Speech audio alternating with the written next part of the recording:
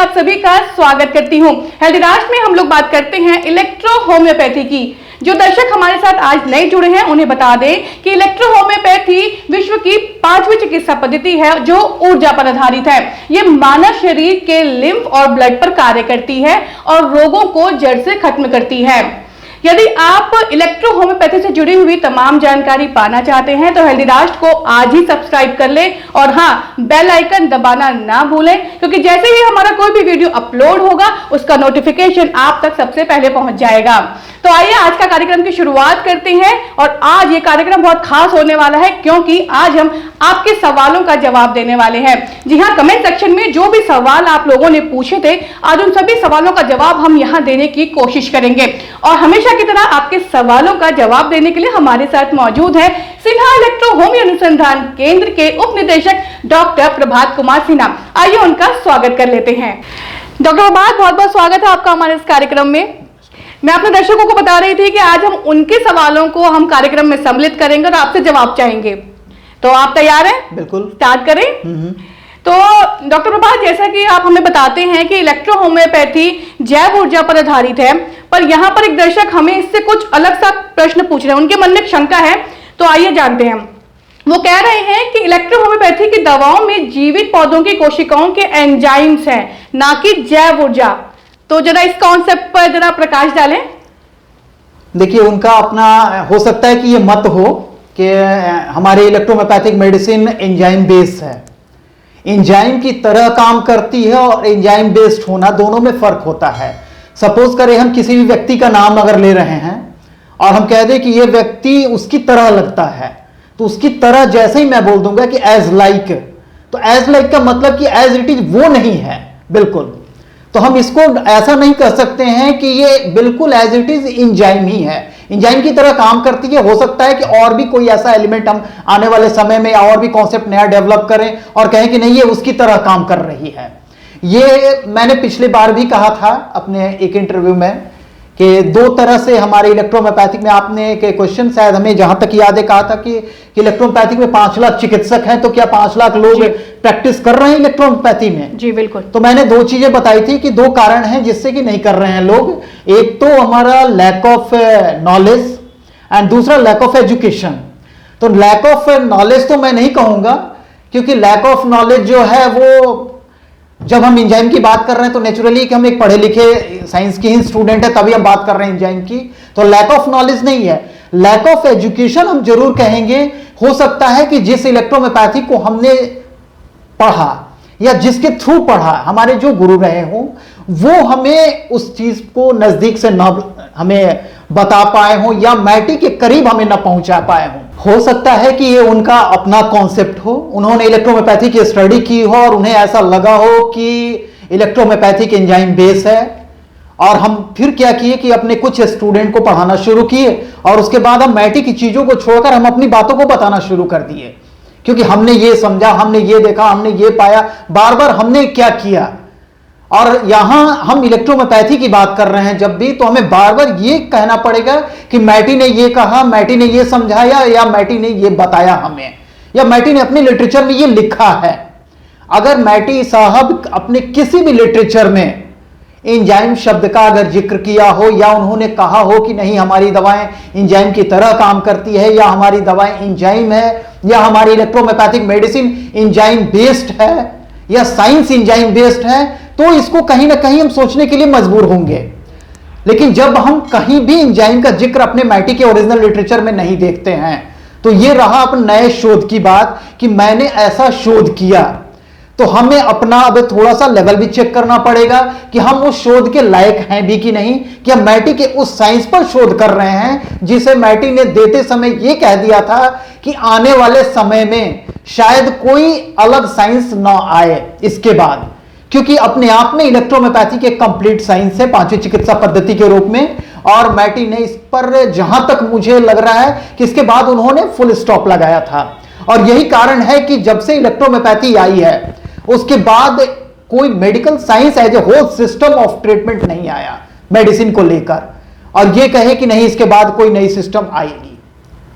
अब इलेक्ट्रोहोम्योपैथी की जहां तक बात हम ये कह रहे हैं कि एनर्जी बेस है, बार बार हम एनर्जी बेस का जिक्र करते हैं, तो हम जब भी बात करते हैं एनर्जी की तो एविडेंस की जिक्र करते हैं कि हम मैटी साहब की चीजों को बोल रहा हूं और ये बता रहा हूं कि यहां पर ये बातें लिखी हुई है। मैं नहीं बोल रहा हूं, मैं जस्ट लाइक एक माइक समझो आप हमें, मैं एक माइक हूं, मैटी की बातों को बोल रहा हूं, मैंने कोई शोध नहीं किया है उस पर। शोध की जहां तक बात रही तो डिकोड कर सकते हैं हम उनके शब्द को कि मैटी साहब ने ये कहा, वो हो सकता है कोडिंग वर्ड हो अपने आप में। हमारी सिन्हा इलेक्ट्रो अनुसंधान केंद्र डिकोड कर रही है, तो डिकोड करने के लिए अपने पास बेस भी ये होता है कि सेहक जो है उसके पास अपने 50 साल का अनुभव भी है कि इलेक्ट्रोमोपैथी पे काम किया है उसने, और फिर अपने अनुभव के आधार पर क्या करता है, कुछ शब्दों को डिकोड करता है और डिकोड करने के बाद फिर मैटी के कॉन्सेप्ट से उसे मैच करता है पूरी तरीके से। अगर 100% मैच कर रही है तो हम कहते हैं कि मैंने जो डिकोडिंग किया है वो सही किया है। अदरवाइज जहां भी हमें लगता है कि नहीं हम यहां से डाइवर्ट हो रहे हैं, साइंस तो जा रहा है, साइंस हो सकता है कि अच्छे तरीके से जा रहा हो, अपने अच्छे मूड में जा रहा हो, अपने अच्छे मतलब क्या कहते हैं लहजे में जा रहा हो, सब कुछ लोगों को सुनने में बोलने में सब कुछ ठीक लग रहा है, लेकिन फिर भी हम देख रहे हैं कि मैटी ने जो कहा था उससे हम डाइवर्ट हो रहे हैं। तो वहां से हम फिर उसे हम एक छठी इलेक्ट्रोमोपैथिक ना कहें, छठी एक नई साइंस का नाम दे दें, इलेक्ट्रोमोपैथिक ना बोले, वहां हम एंजाइम शब्द इलेक्ट्रोमोपैथी के साथ ऐड करना ये हमारी अपने मत हो सकते हैं, मैटी का मत नहीं है ये। रही बात है हमें बार बार हम इसे इंजाइम कह के हम अगर डाइवर्ट हो रहे हैं या डाइवर्ट करने की नाकाम कोशिश कर रहे हैं अपने इलेक्ट्रोमोपैथिक चिकित्सकों को, तो हम सबसे अच्छा होगा कि अगर हम कोई भी एक एविडेंस ला दें सामने कि देखिए हम यहां पर मैटी ने ये कहा था और यहां पर उन्होंने कहा कि इंजाइम की तरह, इंजाइम ना भी कहा हो, कम से कम इतना तो दिखा दे कि इंजाइम की तरह भी बोल दिया हो। अभी तो कम से कम हमारे इलेक्ट्रोपैथिक चिकित्सक इतने सॉफ्ट हो चुके हैं कि वो ये टॉलरेट कर लेते हैं कि इंजाइम की तरह काम करती है, लेकिन जैसे ये बातें आती है कि बिल्कुल इंजाइम है ये, वहां टॉलरेट नहीं हो पाता क्योंकि मैटी से बिल्कुल हम अलग हो जाते हैं वहां पर। रही बात एनर्जी और बायो एनर्जी की, तो मैटी साहब ने अपने एक लिटरेचर में नहीं, मेरे पास उनके बहुत सारे लिटरेचर हैं, ओरिजिनल लिटरेचर की मैं बात कर रहा हूं, और यहां ही नहीं वहां के हमारे जो इटली के भी कुछ साइंटिस्ट हैं या जर्मनी के भी साइंटिस्ट हैं, उन्होंने भी काम किया है हमारे मैटी के कॉन्सेप्ट पर, उन्होंने भी अपने हर लिटरेचर में जिक्र किया है इसका। इवन आप विकिपीडिया पर चले जाओ गूगल के, वहां भी आपको मिल जाएगी कि मैटी ने इलेक्ट्रो स्टैंड फॉर एनर्जी बोला है। हमारे बहुत सारे ऐसे लोग हैं, हमारे डॉक्टर एनएल सिन्हा जी भी रहे, आदर्श हैं हमारे इलेक्ट्रोमोपैथी के, उन्होंने भी अपने उस मैटेरिया मेडिका में ही आपने फिलॉसफी की किताब में लिखा है कि normality of the circulation lymph and blood along with circulation of energy that is called health. Health का डिफिनेशन उन्होंने दिया है, एनर्जी शब्द उन्होंने भी उस चीज को समझा। हो सकता है उस समय साइंस बहुत ज्यादा डेवलप नहीं हुआ था, या हम उस समय बहुत एनर्जी वर्ड तो उन्होंने यूज किया वहां पर, और वहां से फिर हमने देखा कि अगर एनर्जी वर्ड यूज किया है तो उस एनर्जी को एलोबरेट करने की अब जरूरत है। उसके बाद डेप्थ में जाने का अगर कोई काम किया तो वो सिन्हा इलेक्ट्रो अनुसंधान केंद्र ने, और इसको पूरी तरह से इलोबरेट किया उनके साइंस को लेकर और उस मेडिसिन को लेकर। इवन मैं आपको एक और भी न्यूज सीक्रेट बता रहा हूं कि इलेक्ट्रोमोपैथी का, कि मैटी ने जो अपना आर्चिवो म्यूजियम मैटी किला जो बनाया था वो भी कंप्लीट एनर्जी बेस है।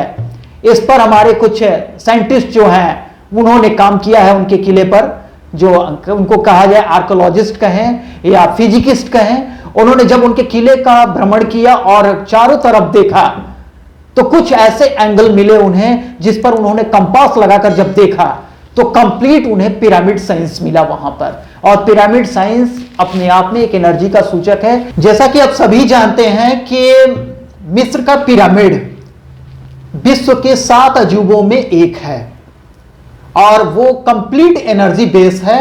और उस साइंस की भी, पिरामिड साइंस जो है, मैटी साहब ने बखूबी स्टडी किया था और उसमें उन्होंने अपने किले का जो स्ट्रक्चर दिया है वो पिरामिड स्ट्रक्चर है और पिरामिड साइंस बेस पर है।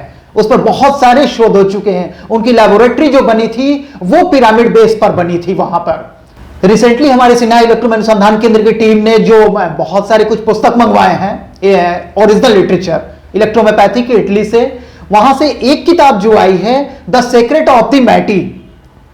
The secret of the Mattei, ये देखें, ये किताब है the secret of the Mattei, original literature.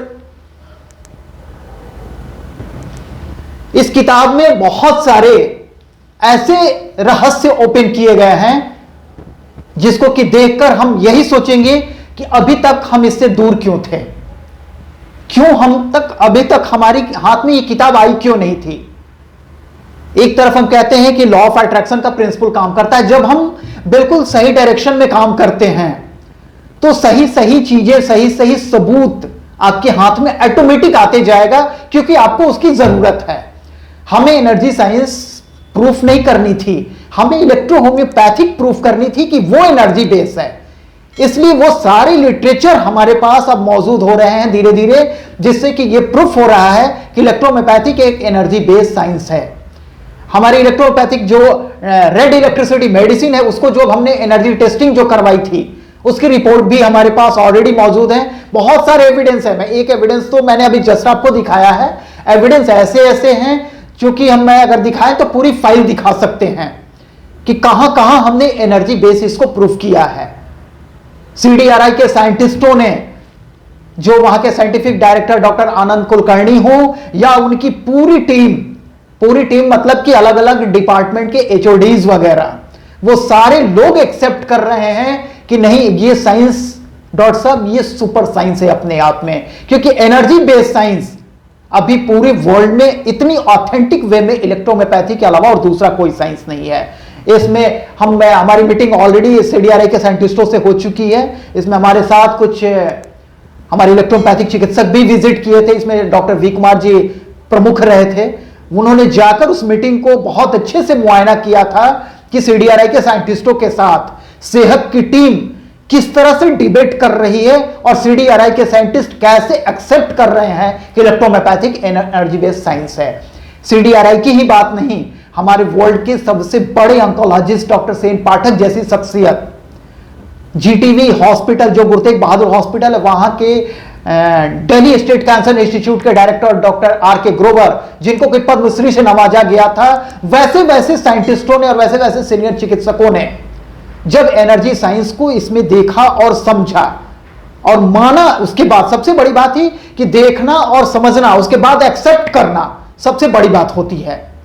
और सेहत की टीम इस पर अपने आप को हमेशा गर्व महसूस करता है कि मैटी के साइंस को ऐसे ऐसे प्लेटफॉर्म पर ले जाकर हम प्रूफ कर रहा है ताकि लोग एक्सेप्ट कर रहे हैं इसे और कह रहे हैं खुद से कि नहीं, ये साइंस नहीं, ये सुपर साइंस है। ये अलग बात है कि हमारे अभी मॉडर्न साइंस के पास कोई ऐसा प्रोटोकॉल नहीं है जिससे वो जज कर सके, लेकिन अभी रिसेंटली नहीं कुछ साल पहले से हमारे साइंटिस्टों ने इस पर काम करना शुरू कर दिया है और एनर्जी को मेजर करने के लिए FDA अप्रूव्ड बहुत सारे ऐसे टूल्स आ गए हैं जिससे कि एनर्जी को मेजर किया जा सकता है और देखा जा सकता है कि हमारे इलेक्ट्रोहोम्योपैथिक में कैसे वो, जब हम कहते हैं कि इलेक्ट्रोहोम्योपैथिक एनर्जी बेस है, तो हम कैसे इलेक्ट्रोपैथिक मेडिसिन को प्रूफ करेंगे कि ये एनर्जी है। और उसको टेस्ट करने के लिए यहां पर बहुत सारे टूल्स आ चुके हैं, जिसमें कि सेना इलेक्ट्रो अनुसंधान केंद्र ने अपनी एक रेड इलेक्ट्रिसिटी को, गैंगलोर फोर्ट को तो कराया ही है, रेड इलेक्ट्रिसिटी को भी टेस्ट करवाया, जिसमें कि उसकी जो एक्सपर्ट थी दिव्या माथुर, उन्होंने जब अपने लेटर पैड पे लिख के दिया तो उन्होंने यही लिखा कि अभी तक मेडिकल साइंस की हिस्ट्री में ये पहली बार ऐसा देखा गया है जो मैं रिस्पॉन्स देख रहा हूं इस मेडिसिन का। अब जहां तक उम्मीद है मुझे कि आपके सवालों का जवाब मिल चुका होगा। जो एंजाइम पर आपने कुछ सवाल किए थे कि हमारे कुछ व्यूवर्स ने एंजाइम से रिलेटेड कुछ क्वेश्चन किया है कि इलेक्ट्रोहोम्योपैथी की दवाएं एंजाइम है या इलेक्ट्रोपैथिक साइंस एंजाइम बेस है, तो इस पर हम कहना चाहेंगे अपने दर्शकों से भी कि कोई भी सवाल या कमेंट्स बॉक्स में अगर लिखें या कुछ कहें तो अगर एविडेंस बेस्ड हो तो वो ज्यादा बेहतर होगा और मुझे बहुत ज्यादा जवाब देने की और बहुत ज्यादा बोलने की जरूरत नहीं पड़ेगी अपने सबूतों के साथ। यकीनन ये जो विषय है, चर्चा का विषय है, साथ ही गहन अध्ययन का भी विषय है। और डॉक्टर प्रभात, जैसे आपने बात करी कि सबूतों की, तो बहुत से ऐसे जो दर्शक हैं कमेंट सेक्शन में हमसे पूछते हैं कि सबूत के ऊपर कि क्वेश्चन मार्क उठाते हैं, तो क्यों ना एक जो कार्यक्रम है, जो अगला एपिसोड है, उन सबूतों पे किया जाए और आपके द्वारा उन सभी की शंकाओं को दूर किया जाए। बिल्कुल किया जा सकता है। बिल्कुल, तो अगला एपिसोड हम यकीनन इसमें ही करेंगे। और अगला सवाल अब ले लेते हैं, जो हमारे एक दर्शक हैं, उन्होंने पूछा है कि इलेक्ट्रो होम्योपैथी में कितनी तरह की दवाइयां होती हैं? देखिए, इलेक्ट्रोपैथिक में कितनी तरह की होती है, तो अगर हम कहें कि दो तरह की मेडिसिन है, एक ग्लोबुलर फॉर्म में और दूसरी लिक्विड फॉर्म में। दो तरह की मेडिसिन। ग्लोबुलर फॉर्म की जो मेडिसिन होती है वो 32 मेडिसिन होती है, जिसे हम बार बार कहते हैं एनर्जी बेस्ड, जब बताते हैं कि ये पोटेंशियल फॉर्म में है, पोटेंशियल एनर्जी होती है, मैटी ने बनाया था। और 5+1, 5 इलेक्ट्रिसिटी और +1 एक और इलेक्ट्रिसिटी एक्स्ट्रा, मतलब 32 + 6 38 मेडिसिन इलेक्ट्रोहोम्योपैथिक में टोटल है। जो 6 मेडिसिन है वो लिक्विड फॉर्म में होती है, वो काइनेटिक एनर्जी फॉर्म में होती है। चलिए, तो आपने हमें बताया कि इतनी तरह की दवाइयां हमारी जो रियल EHP में होती हैं। जो एक हमारे दर्शक हैं, उन्होंने इसी से संबंधित एक प्रश्न पूछा है, दवाइयों को ही लेकर ही। वो कह रहे हैं कि जब एनर्जी एक है, क्योंकि पौधों की बात करते हैं, हमारे भीतर बोलते हैं, सब जगह एक ही एनर्जी है, तो इतनी दवाइयों की आवश्यकता क्यों? क्यों नहीं एक ही दवा से सभी बीमारियों का निदान कर दिया जाए? देखिए, सवाल अच्छा है, लेकिन थोड़ा सा ये सवाल मतलब उसको हम ना कहें सवाल ऐसा है कि ये एक ही तरह की मेडिसिन क्यों नहीं है? अगर एनर्जी है तो एक ही एनर्जी काफी है सबके लिए, कोई भी। लेकिन उनको एक छोटा सा एग्जांपल मैं दूंगा कि एनर्जी हमारे घर में जैसे इलेक्ट्रिसिटी होती है, इलेक्ट्रिसिटी एक ही आती है हमारे घरों में, लेकिन जब हमें लाइट की जरूरत होती है तो हम ट्यूबलाइट यूज करते हैं या बल्ब यूज करते हैं। हवा की जरूरत होती है तो पंखे, कूलर या एसी की यूज करते हैं, उसको करते हैं। और जब हमें खाना भी बनाने की जरूरत होती है तो इवन हम हीटर या इंडक्शन या इस तरह की टूल्स को यूज करते हैं। मतलब यूजिंग, हमें यूज क्या करना है, किस लिए करना है। अगर हमें खाना बनाना है मतलब हमें गर्म की जरूरत है। एक ही मतलब अगर हम गाड़ी में भी जैसे आप बैठती हैं, अगर हमें सर्दियों के मौसम में घूमना होता है तो हम ब्लोअर चलाते हैं, एनर्जी एक ही है, अपने कैरेक्टर को चेंज कर रही है सिर्फ। तो वैसे ही हमने क्या है, हमारे मैटी साहब ने क्या किया कि एनर्जी एक ही थी, एनर्जी का फॉर्म एक ही होता है हर मेडिसिन में। उन्होंने क्या किया कि सबके कैरेक्टर को चेंज करने के लिए अलग अलग रूप में दिया कि अगर हमें लिवर के लिए जरूरत है तो लिवर लाइक मेडिसिन बनाई गई है, एनर्जी वही है। अगर उस लिवर वाली भी मेडिसिन को अगर हम एनर्जी लेवल पर टेस्ट करें तो सेम हमें रिजल्ट मिलते हैं जो हमें और भी मेडिसिन के, या ब्लडर की मेडिसिन की हो, या और भी यूरिनरी रिलेटेड मेडिसिन है हमारी बहुत सारी उसमें, या डाइजेस्टिव मेडिसिन हो, किसी भी मेडिसिन को अगर हम टेस्ट करें तो एनर्जी हमें एक ही मिलती है। केवल हमें उसका, जैसे कि हम बल्ब को अगर टच करें, बल्ब वाली तार को टच करें तो भी करंट लगेगा, हीटर को टच करें तो भी करंट लगेगा, हम अपने एसी को जाकर टच करें तो भी करंट लगेगा। करंट तो हमें पूरी इलेक्ट्रोपैथिक मेडिसिन से लगती है। करंट मतलब हम उस करंट से ना जाएं, क्योंकि इसकी जो वाइब्रेटिव फ्रीक्वेंसी होती है वो काफी लो होती है, क्योंकि वो हमारी ह्यूमन बींग्स के लिए बना है, प्लांट्स की है। और जब वैसे ही हम अपने इलेक्ट्रोपैथिक मेडिसिन को अगर एग्जांपल के तौर पर ले लें तो जो मेडिसिन हमें जहां के लिए यूज करनी है वैसे वैसे ऑर्गेनिक मेडिसिन हमारे मैटी ने बनाया। और आने वाले समय में और भी नए नए शोध हो रहे हैं मेडिसिन के मामले में, जैसे कि हमारे सेना इलेक्ट्रो अनुसंधान केंद्र ने गैंग्रेनोल फोर्ड बना दिया। लेकिन गैंग्रेनोल फोर्ड को भी अगर हम उस स्केल पर अगर हम टेस्ट करें, जैसा कि हमने करवाया भी है ऑलरेडी ऑथेंटिक लेबोरेटरी में बहुत सारे, तो वहां भी टेस्ट कराया है, तो हमें वही एनर्जी मिली है उसमें जो हमें स्क्रोफोसो नंबर 1 में मिली, या स्क्रोफोसो नंबर 10, या और भी दिस दैट जो भी मेडिसिन हमारे यहाँ है। तो इसलिए इस सवाल का भी जवाब आपको मिला कि हमारे यहाँ इतने सारे की मेडिसिन क्यों है, एक ही क्यों नहीं है। अगर हमें हवा भी लेनी है तो हम बल्ब से ही क्यों नहीं हवा ले लेते हैं, उसी से हवा ले लें। अगर हमें कुछ खाना है तो बल्ब से ही खाना क्यों नहीं पक जा रहा है, उसी से ही हम पका सकते थे। तो ये थोड़ा सा मतलब चाइल्डिश क्वेश्चन इसको हम कहें, ये चाइल्डिश क्वेश्चन है और कुछ नहीं। तो यकीनन जिन्होंने ये सवाल पूछा था उनको उनका जवाब मिल गया होगा। तो साहब, हमारा अगला प्रश्न है होम्योपैथी से जुड़ा हुआ। दर्शक सवाल पूछ रहे हैं कि इलेक्ट्रो होम्योपैथी और होम्योपैथी की जो दवाएं हैं वो दिखने में सेम होती हैं, मतलब वही उनका जो मीठी स्वाद में भी मीठी होती हैं, दिखने में भी सेम होती हैं, तो उनको डिफ्रेंशिएट कैसे करें कि भाई अगर ये होम्योपैथी की दवा है और इलेक्ट्रो होम्योपैथी की दवा है, दोनों अगर साथ रख दी जाए तो? देखिए, आपने यहाँ पर बहुत ही परफेक्ट क्वेश्चन पूछा है कि इलेक्ट्रोपैथी की दवाएं अगर ग्लोबुलर फॉर्म में है, और होम्योपैथी की दवाएं भी ग्लोबुलर फॉर्म में होती है।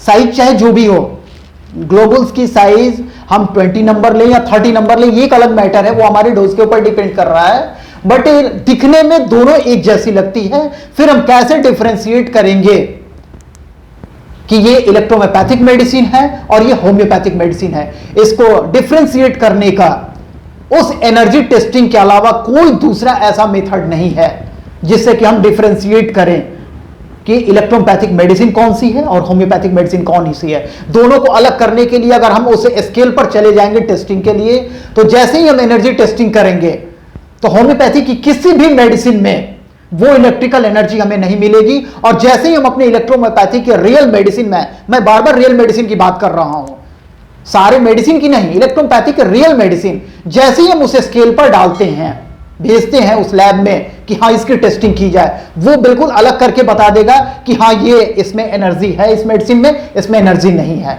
काम चाहे जो भी कर रही हो, काम ये भी करती, काम ये भी कर रही है, क्योंकि हमारी होम्योपैथिक साइंस भी काम कर रही है, उसके काम करने का कॉन्सेप्ट अलग है, तभी तो हम दो अलग अलग साइंस हैं। अगर दोनों ही एक ही साइंस है, दोनों प्लांट्स ओरिएंटेड ही हैं, फिर हमें अलग करने की, अलग रहने की कोई जरूरत नहीं थी। सिर्फ यहां एक कॉन्सेप्ट है एनर्जी, जो मैटी ने इलेक्ट्रो स्टैंड फॉर एनर्जी लिया था। इसके बहुत सारे, जेनेवा से एक पब्लिश्ड है बुक, उसमें भी आप पढ़ेंगे तो इलेक्ट्रो स्टैंड फॉर एनर्जी मिल जाएगी कि मैटी ने इलेक्ट्रो शब्द कहां से लिया था। उन्होंने इलेक्ट्रोपैथी को स्टडी किया था, इलेक्ट्रोथेरापी या इलेक्ट्रोपैथी हम जिसे कहते थे, जिसे एडोल्फस आल्मस्टेड ने आविष्कार किया था उस साइंस का, और वो ऑलरेडी एक पेटेंटेड साइंस है। वहां से उन्होंने इलेक्ट्रो शब्द लिया था, क्योंकि जब उन्होंने प्लांट्स में एनर्जी देखी थी और यहाँ इलेक्ट्रोपैथी का जब स्टडी किया था उन्होंने, तो वहां उन्होंने एनर्जी शब्द लिया, देखा कि नहीं इसमें इलेक्ट्रिकल एनर्जी होती है, इलेक्ट्रिकल डिवाइस के थ्रू ट्रीटमेंट होता है। और प्लांट्स में जब उन्होंने एनर्जी देखा, तब उन्होंने देखा कि नहीं, ये प्लांट्स में एनर्जी का मतलब ये बायो एनर्जी इसको हम कहें, क्योंकि ये बायोस में ही प्लांट्स का पार्ट होता है, बॉटनी एंड जूलॉजी दोनों एक ही पार्ट है।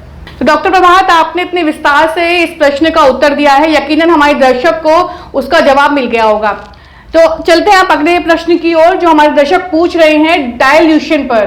बार बार हमारे कमेंट सेक्शन में हमारे दर्शक सवाल पूछते हैं डायल्यूशन पर। क्या है डायल्यूशन और इलेक्ट्रोहोम्योपैथी में इसकी क्या भूमिका है?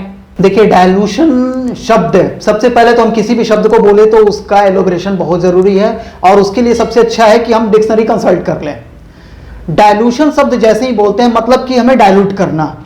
अगर सिंपली हम एक चीनी की पिल को, सिंगल ग्लोबुल्स की पिल जो होती है, उसको अगर हम पानी में डालते हैं तो उसे भी हम डायल्यूशन कहते हैं।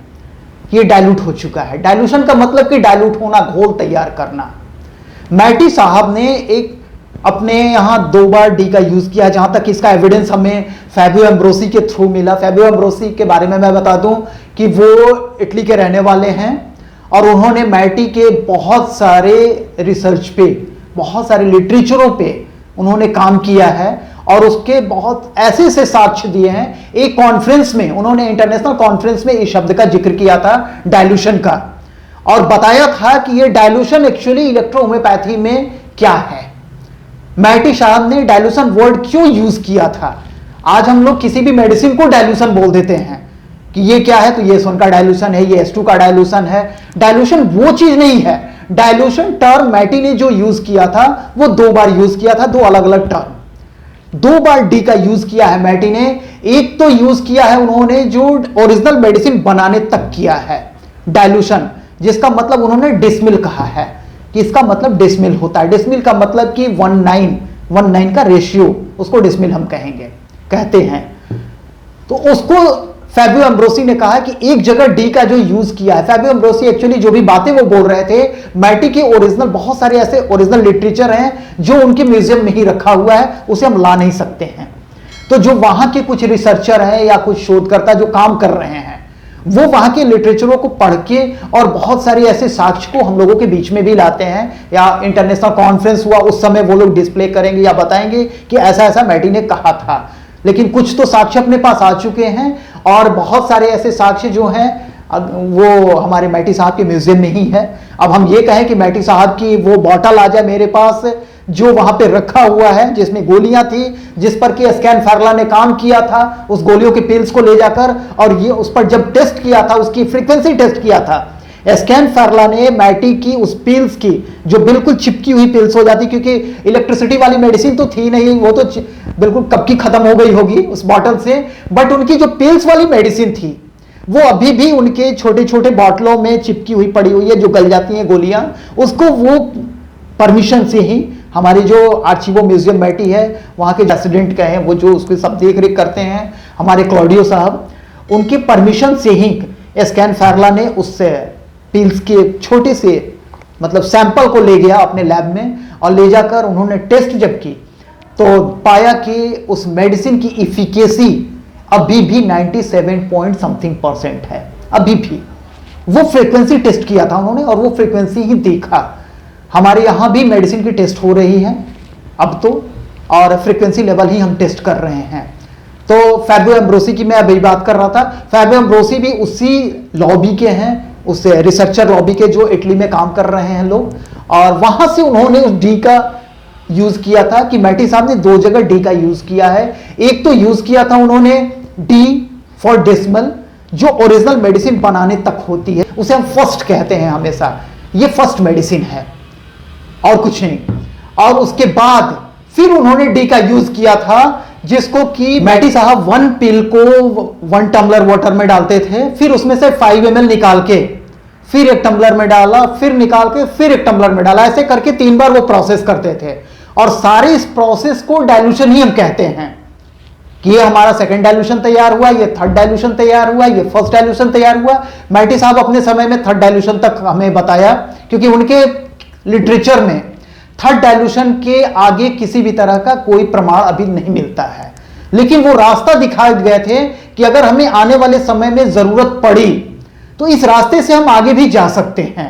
अगर थर्ड तक गए हैं, रास्ता हमारा चेंज नहीं होना चाहिए, रास्ते वही रहेंगे, लेकिन अगर हमें जरूरत लग रही है कि और आगे जाने की जरूरत है तो हम जा सकते हैं, जिसका कि हमें डॉक्टर अभी NL सिन्हा जी ने प्रमाण दिया कि वो सेकेंड, थर्ड, फिफ्थ करके 1000 तक वो गए। और बहुत सारे ऐसे पॉजिटिव डिजीज में उस मेडिसिन की जरूरत पड़ती है जहां पर कि हमें अगर ना माने उस चीज को तो उसकी कमी खलेगी, या हम वैसे वैसे केस में वैसे वैसे पेशेंट जब आएंगे तो हम खुद सर्वाइव नहीं कर पाएंगे और रिजल्ट नहीं ले पाएंगे वहां पर, अगर हमारे पास वो कॉन्सेप्ट ना हो। डॉक्टर NL सिन्हा जी अगर कहा जाए तो इलेक्ट्रोहोम्योपैथी के हमारे आइकॉन हैं, पूरे इंडिया ही नहीं वर्ल्ड के लिए मैं बात कर रहा हूं।